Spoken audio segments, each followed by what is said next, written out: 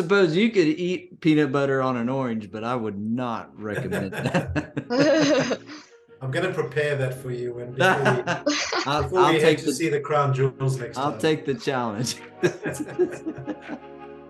Hi, everyone. From One Route, I'm Jeffrey Ross, along with my co-host Alyssa Giles, and you're watching the 1Route RoundUp, the show that spotlights individuals and companies making a positive difference in the telecom industry. Today, we're joined by Tony Sani of Aurelian Solutions. Tony is currently the co-founder and executive at Aurelian Solutions. He's previously been a group executive over revenue assurance and fraud management at MTN, along with other executive and managerial roles at MTN. Managing director at Optima Advisory Services, director of revenue assurance, billing, and interconnect at Cable and Wireless, head of revenue assurance, billing, and interconnection at T-Mobile, and billing integrity manager at MCI WorldCom. It is obvious that this man knows revenue assurance, fraud management, and the changes our industry has faced over the years. Tony, welcome to the show. Thank you so much, brother. Great to be here and good to see you, although it would have been better to do it in person, but Absolutely. To see you virtually. Well, Tony, I have to tell you, after doing a little research and reading the introduction, it's been a while. It's just been a minute since I've heard MCI, and I can honestly say I remember MCI. So, yeah, those were the I don't know, depending on whether you were an investor or a telco, they were the good old days, but the bad old days as well. Exactly. Well, Tony, one thing we always like to do with all of our guests is start off with, where in the world are you today? So we're in a small town called Ascot. So you probably know Ascot from horse racing as opposed to revenue assurance and fraud. So it's just west of London, about 30 miles out of London, but on the M4 corridor, so fairly close to a lot of the tech businesses in the UK. That's previously, obviously, South Africa, and I'd probably prefer the weather in South Africa at the moment, but nonetheless, Ascot's a great place to be. Understandably. Tony, something that we always love to hear about from our guests is a little bit about their journey and kind of how they got to where they are today. Can you tell us what originally got you into telecom? So that was a long time ago. I'll be showing my age now, but in the late 90s. So I started my career in petrochemicals, so Shell, an industry that in your neck of the woods is still flourishing and making lots of money. Oh. And it was a great place to start a career in a fairly established industry, but there wasn't a great deal of excitement in petrochemicals at the time. So really, I guess moving into telco in the late 90s was a path that a lot of people took. I mean, telcos were flying high, whether it be share price, revenue. Pricing was still pretty high for telcos. Probably not the best time for customers, but as far as telcos are concerned, it really was an emerging industry. So my first role at MCI WorldCom, this was in the days before revenue assurance became a household name. Right. Was looking after billing integrity. So quite similar. I'd come from a finance background, had spent a lot of time managing revenues and putting controls in place. And it was, a baptism of fire from a few perspectives. Telcos it was a little bit like the Wild West in those days. So lots of revenue coming in the front door, not a lot of revenue going out getting booked in the P&L. And so the propensity for leakage and fraud in those days was very significant, and probably more so on the revenue side. So having left MCI, I moved to 1-to-1, which was later acquired by T-Mobile Group, and was privileged enough to work with some amazing individuals, people that are household names in revenue assurance today, some people that have moved on and used revenue assurance and the principles that they've learned in revenue assurance to succeed in other industries like data science. So having spent 4 or 5 years at T-Mobile and being part of a team that had developed what I think now was an amazing capability in the UK, and subsequently building a center of excellence for the rest of the T-Mobile group. The next challenge was global, and no better an organization to move into than cable and wireless. 30 odd businesses across the globe, and while they were small businesses, mostly on islands, far-flung islands, the reality is that revenue assurance or revenue leakage and fraud isn't any different, whether you're in a developed economy in a large telco or if you're in an island with a few thousand customers. Often it's the developing markets that struggle a lot more with leakage and fraud, because they don't have necessarily the investment to put into buying tools and building capabilities. So cable and wireless was great. That really took me into an advisory capacity. So having moved the family back to South Africa, the opportunities to work with some global telcos like Telefonica and Vodafone were there. And so a lot of my time since T-Mobile has been spent working in group companies, either as an executive or in a advisory and now a solutions providing capacity. Fraud and revenue assurance have come together, in a lot of aspects. Fraud was historically about going out and catching criminals, and we all know that that's not something that's easily done these days in a global fraud environment. So, the commercial view that fraud teams need to have today is very similar to the commercial view that revenue assurance teams have had for many years. So that's a little bit of the journey. That's perfect. And it's a perfect segue into the next question for you, as you're talking about this and the changes and the similarities. Tony, really, I guess this would be a 2-part question. What do you think? I know every country, every region around the world we all have our own, I guess you could call, individual issues or differences between each other. But what do you think the main issues in telecom are today that we face in regards to revenue assurance, fraud management, and as you segued in, how do you think it compares to 20 years ago? Yeah. Look, I think some of the issues are very similar, and some of them have evolved, due to, the changing nature of the industry. A lot of the conversations that I'm having with organizations center on the approach that organizations take in managing leakage and managing risk. Okay. So, what's happened over the last 20 years is the establishment of these strong, central or what they call second line functions that have the responsibility for oversight and independent control performance within a revenue assurance team. But the reality is, if you don't address the problem or the risk, in the first line, the propensity for error doesn't change.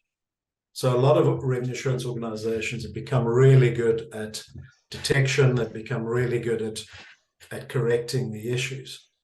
But the reality is the principles of revenue responsibility haven't really been embedded into the first line.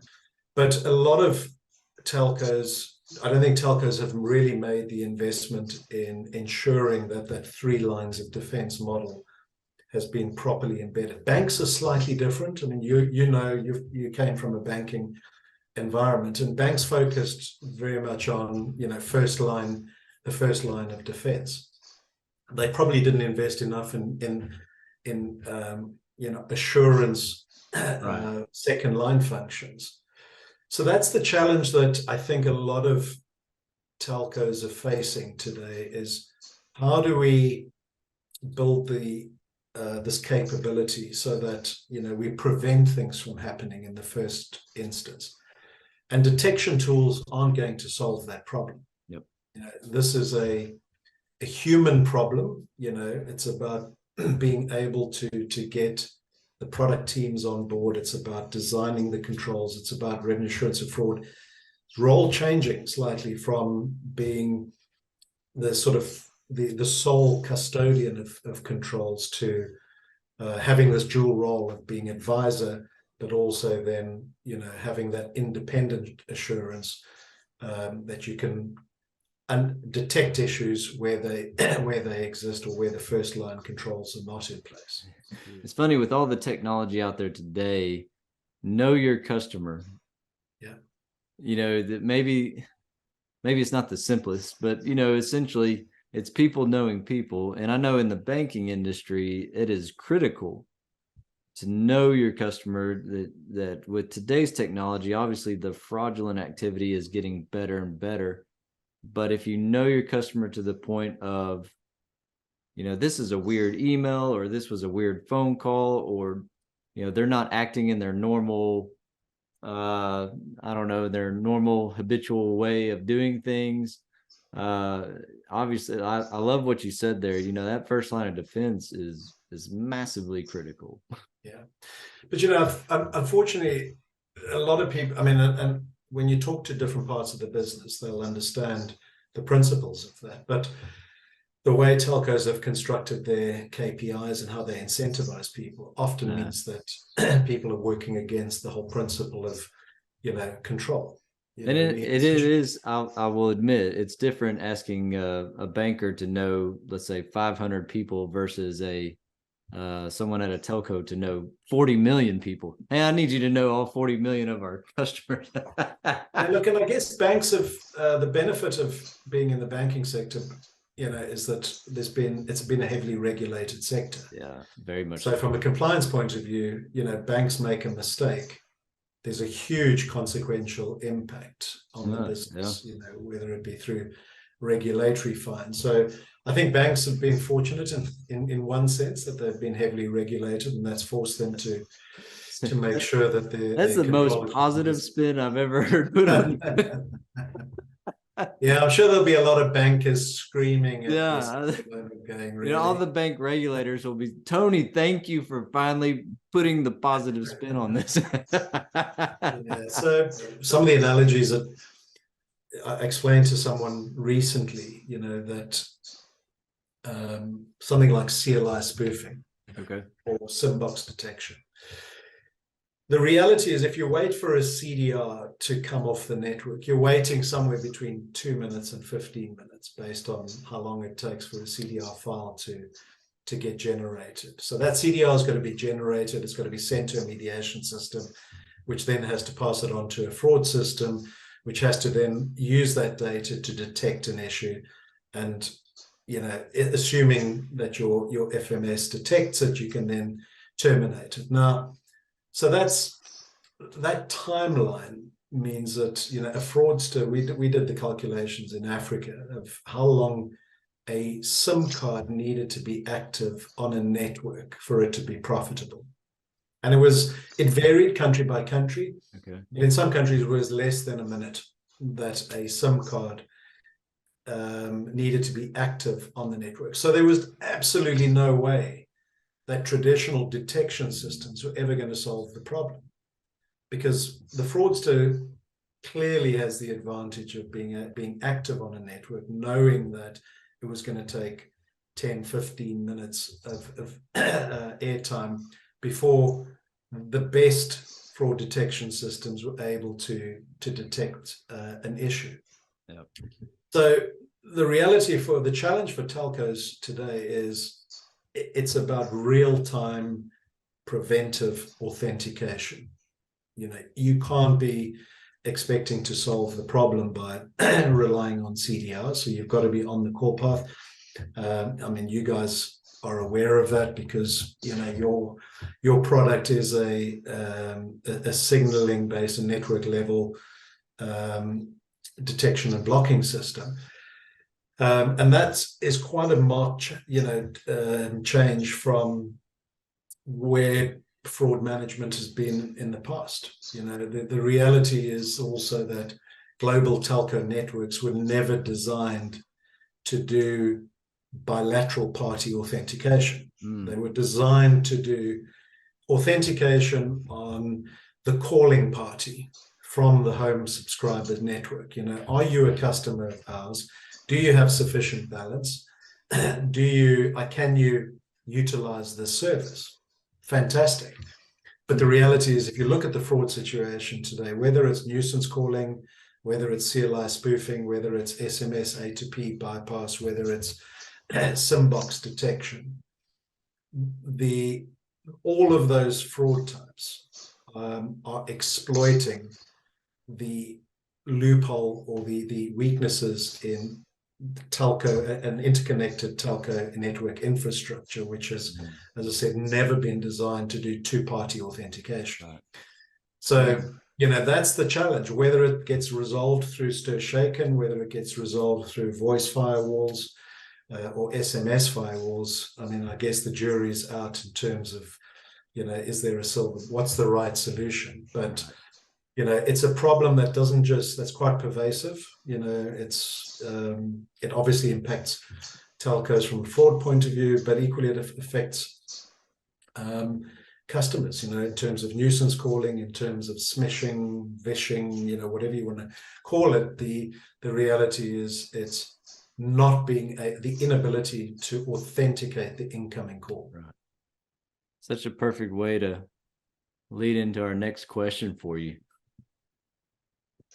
Yeah, so Tony, we hear hot topic words like machine learning and artificial intelligence constantly.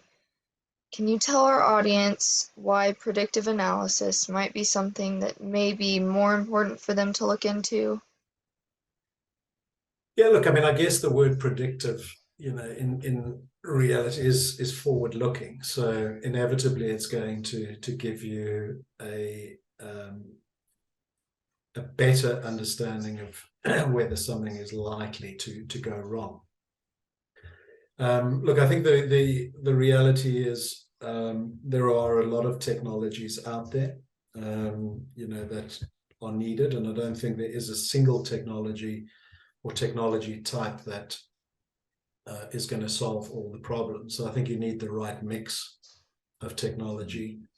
I think the reality with machine learning and predictive analytics is that it has an increasingly important role for risk functions. I think fraud is a clear, there's an obvious case for the use of machine learning and AI in fraud, because fraud is essentially fraud detection is about profiling whether a customer, a partner is behaving in a fraudulent manner or not. And so, I guess the historic way of doing that in an FMS was build a rule, which is right. Look for this characteristic. AI and machine learning, so doing that through training of models, doesn't just look for the patterns that you tell it to look for, but will also look for patterns that inhibit or exhibit the same behavior or unusual behavior. So machine learning anomaly detection is a great technology for use in a telco. But I come back to my previous point. I think you've got to use it in the right way. So if you're using machine learning and AI in a post-event type environment, so where you're waiting for CDRs, you're still not going to solve the problem. So I think machine learning and AI has to be used in combination with network probe technologies, where you can use machine learning and AI using signaling records. You can use machine learning and AI to, inform network blocking systems as to what problems need to be solved. I think in revenue assurance, machine learning and AI has real, benefits as well. It can look at a lot of data. So if you look at some of the challenges that revenue assurance teams face these days, it's less about we've lost a CDR, or we're not charging a customer for a circuit. The types of issues and leakage that exist today relate to the complexity of a telco environment. So you've got a customer. You've got customer A who's on tariff plan B, they've got a promotion C, they've got a discount D, they've got another bonus scheme. So the complexity of charging and the way in which telcos manage change, through eligibility and compatibility is really where a lot of the losses are happening. And you add to that, you've got dealers, you've got agents and super agents, you've got quite a complex environment. And when you then bring 5G into the mix, where you've got a lot of third parties with content that are integrated into real-time charging systems, it's that complexity that traditional revenue assurance systems don't deal very well with, reconciling reference data or trying to reperform rating in a very complex environment. So I think machine learning and AI has real uses in revenue assurance by being able to process a lot of those data, taking in lots of parameters, looking at anomalies, identifying things that shouldn't be happening from a margin point of view or from a system configuration perspective. So yeah, I think that there are great uses of it, but I think it's finding the right use cases as opposed to just approaching AI and machine learning with a blanket approach, because things like test call generators, for example, are still great tools for both fraud and revenue assurance teams. So it's finding the right use cases and the right blend of technologies to use in combination. That's good. And Tony, one last business question for you before we turn the spotlight on you specifically. Can you tell us, we'll let your elevator pitch, basically, in a nutshell, what is it that you think Aurelian Solutions does best? So look, our core service line is consulting. So we're doing a lot of consulting work with large telcos globally to help them solve some of the problems that we've discussed. So telcos evolving into new operating models. So we're doing a lot of strategy work with telcos, looking at how to design their organizations, their risk and control frameworks, their measurement models, the way in which their technologies are designed and selected. So the expertise that we have, over many years in working in risk, revenue assurance, and fraud, and particularly working, coming from a perspective of group companies, right, has really helped us support our clients in advisory work, in helping them through these transformational phases. But what we've also focused on from a product perspective is not necessarily the traditional revenue assurance and fraud technologies, but we've also, from the experiences that we've had, how do you deal with the people aspect of fraud and revenue assurance? So, we ran an exercise in a large global telco where we helped address the first line issue, of culture awareness, because it's fine to say to someone, you're responsible for, you have a responsibility, towards the business as far as revenue assurance, but you have to make it real for them. You have to make it relatable. And generally, learning management systems these days are pretty, the adoption rate on traditional learning systems is pretty poor globally, right. 10 to 15%. And the game changer product that we've designed, which is a game-based simulation tool, in that first experience was quite eye-opening for me in terms of how to engage that first line, and firstly getting them to understand what that responsibility involved for them. If I'm a customer services person, right, how do I ensure that I'm thinking about, and I have the right skills and behaviors to support the revenue assurance principles in the organization. So Game Changer is a product, as I said, a game-based simulation product, which has been rolled out both in telco, but we're also looking at it in different scenarios, because the reality is that skills and learning, it can be applied to multiple industries. and skills and learning are really just one element of the thing that you've got to address as far as people is concerned. So someone may have the requisite skills, but they don't behave in the right way, or the culture in the organization isn't aligned, or they're not aligned with the appropriate tone at the top, or the culture that's been set in the organization. So using simulation, it allows you not only to address the skills deficit, but also helps to change the behavior in the organization as well as the culture. So some really cool use cases that we've had in different sectors. There's one in banking, where the simulation tool is being used for to help people better understand the behaviors of criminals before a bank robbery actually takes place. Right. So using CCTV footage taken from bank robberies, or the periods just before bank robberies, and getting people in the bank, like bank tellers, to understand, right, these are the behaviors that criminals exhibit before something happens. That makes sense. So the technology is, there's some really interesting stuff that we're doing in the behavioral space. That's an area that I think has been unaddressed in revenue assurance and fraud for a long time. Right. The other thing that we've invested in is also measurement.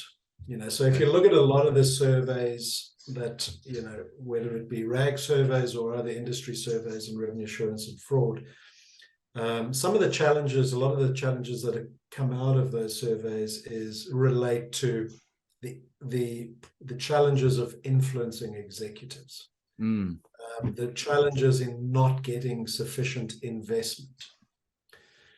Now, we do a lot of work in this space in advising, looking at the way in which metrics are compiled within revenue assurance and fraud. So revenue assurance and fraud professionals often have lots of data, but do you have the ability to model that data in a way that it tells the story easily? Speaking to a group CFO about Wangari fraud is guaranteed to lose them the attention and concentration, within a very short period of time. But if you can tell them, the CFO, what it means to their EBITDA, and what return on investment that's likely to have relative to investing in a new product or service, it's a different conversation, different language. So we've also got a product called 1Risk, which is essentially a risk modeling technology that helps organizations take a lot of that data that they have from their detection systems and utilize it in a way that it better informs the decision making across the organization, and doing it in a way that is more business focused or business friendly than one that's technology oriented. So yeah, we're working in a few areas. As I said, we've tried to identify the areas where I guess that speak to some of the challenges that telco risk professionals are having, and hopefully we're making some headway in helping them solve some of those problems. Well, Tony, we appreciate you and what Aurelian Solutions is doing. So to our audience, be sure to go out there, follow Aurelian Solutions, check them out, check out the gamification that they're doing, the predictive analysis and blockchain and all this great stuff that Aurelian Solutions is doing. So definitely be sure to check them out. Now, Tony, I would say this is kind of comes to the point where we have a discussion of, it's kind of like KYC, know your customer. Well, in this case, it's know your guest. And for our audience, I think you would agree that we go to meetings, we go to conferences, and we spend time with each other. Fortunately, you and I have had time to spend with one another, but how well do you really know that person? And so the data scientists in the 1Route labs have put together a questionnaire for you, sir, that by the end of the questionnaire, we will know who Tony Sani really is. So, Tony, are you prepared to be a known man? I'm not sure, actually, but fortunately, a lot of the stuff that I didn't want people to do happened before social media took place. I'm not going to divulge any of that. I agree. I'm glad YouTube did not exist when I was in my university days. Tony, what is the best condiment? Béarnaise sauce. Béarnaise? Béarnaise sauce on a steak, absolutely. Wow. That sounds really nice. Does sound very good. The problem for our audience also is right now we're doing this as it's approaching our lunchtime. Yes. That sounds good. That sounds great. Another, I guess you could say, food-related question. If you only had 5 minutes in a grocery store, what would you buy? Oh, it's a difficult one. Does it have to be food? It doesn't have to be food. Okay. Being South African, it would most certainly be a good steak, ribeye, a good bottle of wine. I'll get shot from my South African colleagues, but not South African, probably either a South African Pinot Noir or an Argentinian Malbec. What else would I do? Yeah, I think those are the two that sort of spring to mind. I like it. Steak, a good steak and wine, and you'll be set. Yep. So we're going to bring the quality of the meal down a bit. Is a hot dog a sandwich? No, absolutely not. Well, now, Tony, you got a sandwich. You have a slice of bread, you got some meat, filling, whatever, and then bread. So bread, filling, bread. And a hot dog, you've got bread, hot dog, bread.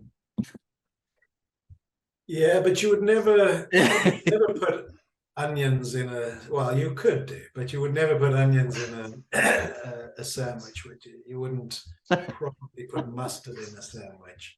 Well, so it's not about Tony. We'll put peanut butter and jelly in it and call it a sandwich. But now, if you said to me, like, so there's this, again, coming from South Africa, a hot dog versus a boerewors roll, which is the equivalent. It's our equivalent in South Africa.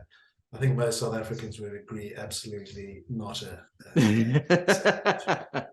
Yeah, we had a good point. It's the phrase that you use a bun on a hot dog versus bread on a sandwich. Exactly.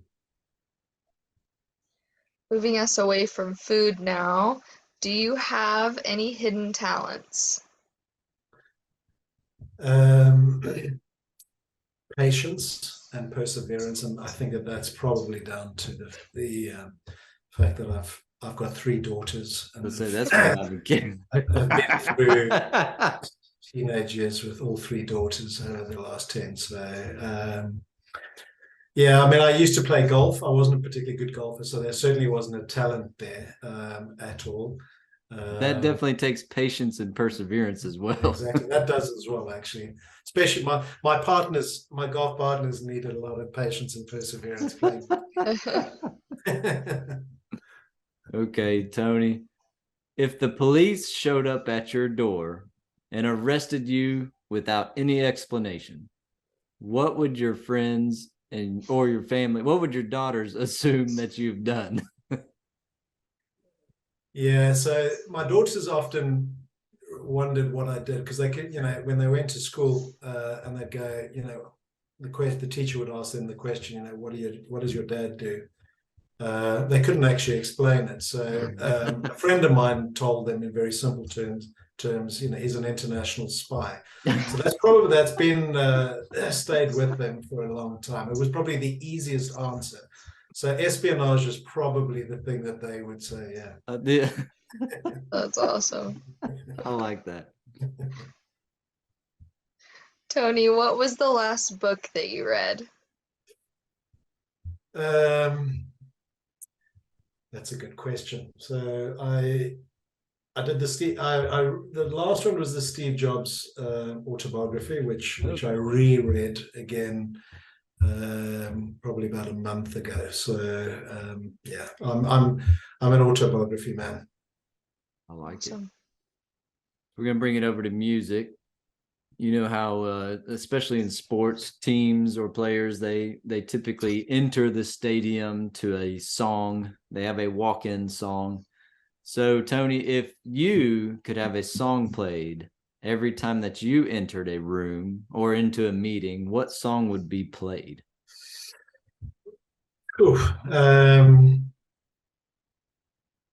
So look, I'm a Stones fanatic. Okay. So I'm going to go with the opening song that the Stones always go, "Start Me Up." There's no better opening song in a stadium concert than "Start Me Up." So that would be it. I like it. That's a good one. That is a good one. If you could travel anywhere in the world, where would you go? I love travel. This is a difficult one. So perhaps somewhere that I haven't been, that I've always wanted to go.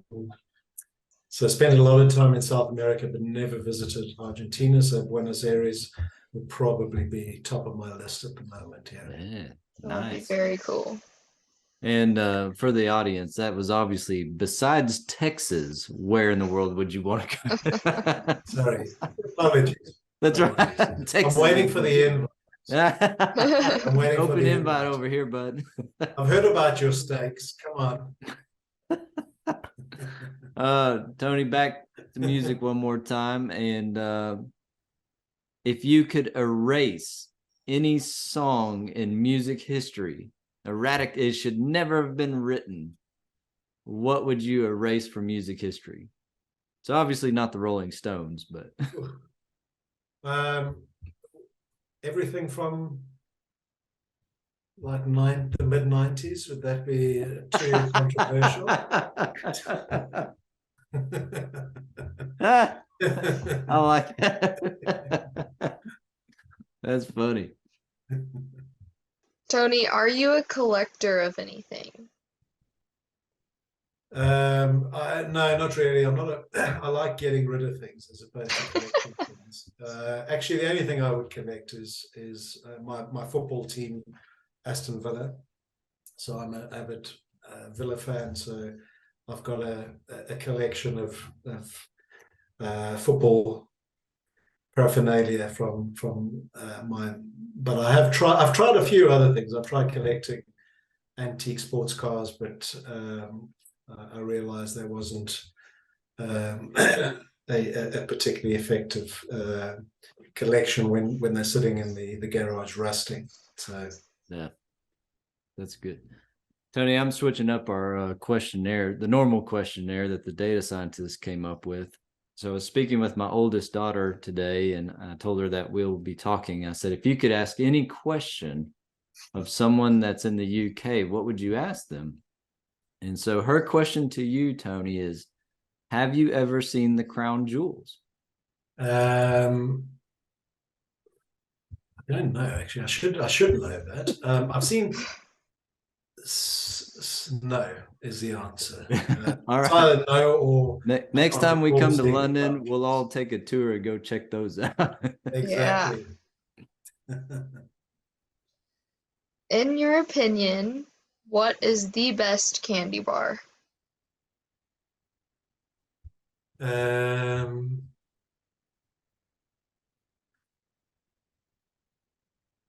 Is there a timer to this? I've got to answer within a particular time. I'm a bit of a chocoholic, so I'd go dairy milk caramel. There we go. Okay, now Tony, do you prefer apples or oranges? Oranges.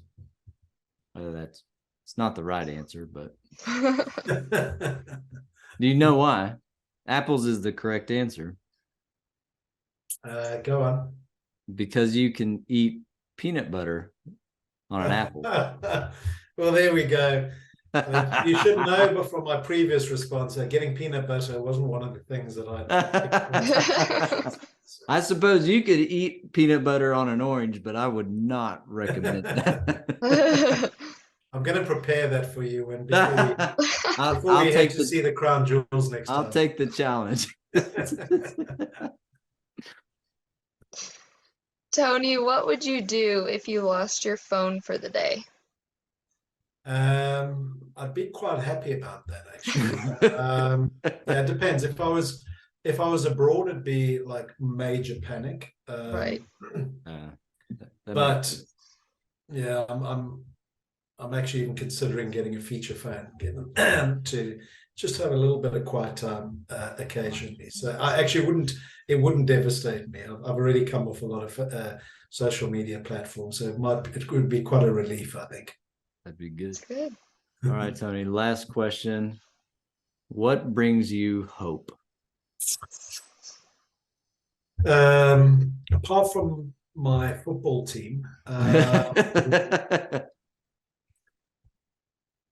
a lot of the work that is being done, good work, to bring people together in the sector. So yeah, this is a great example of, because let's face it, collaboration is absolutely critical. So this is an amazing platform to broadcast and connect people personally and on a professional level. But things also like, the work that's been done around fraud intelligence sharing within the RAG communities, amazing work being done there.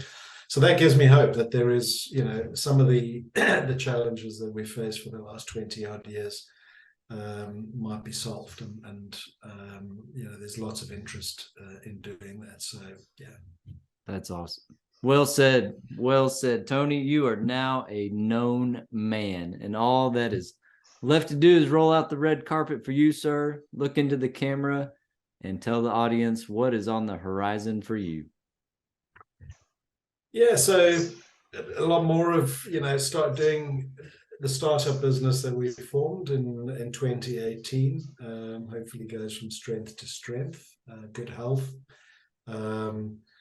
continuing to build on existing friendships, and my family are number one priority for me. So it's making sure that we focus on the right things and prioritize the right things, because that's the one thing that that ultimately we have, in this short space of time on the planet. So yeah, continuing the journey and really appreciating the things that are important. Nicely done, And well said again. To our audience, be sure to reach out to Tony, Sani, check out, follow, do all that stuff, and reach out to Aurelian Solutions. They really are doing some incredible work for our industry there. And be sure to subscribe, like, Instaface, tweet, chat, all the social media stuff that Tony and I are probably trying to get away from. Make sure to do all that. Thumbs up. LinkedIn is still safe. That's right. The 1Route RoundUp on YouTube, all this stuff. And you can catch up with more great people like Tony. Tony, once again, thank you so much for your time. We appreciate all the work and effort that you and your team are putting into our industry, and we're forever grateful.